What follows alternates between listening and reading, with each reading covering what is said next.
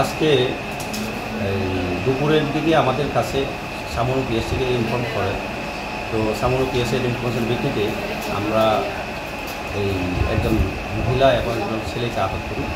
তো মহিলার নাম তুকবি, সে আজকে সকালবেলা ওই সামনো বাজার থেকে মিসিং হয়। তো আমরা সিকিং করার পরে তাদেরকে ডিটেইন করে রাখা হয়। তো সামনো পিএসের স্টাফ আসার পরে তাদের কাছে একজন ছেলে আছে, তার নাম কি? জরিগুলি।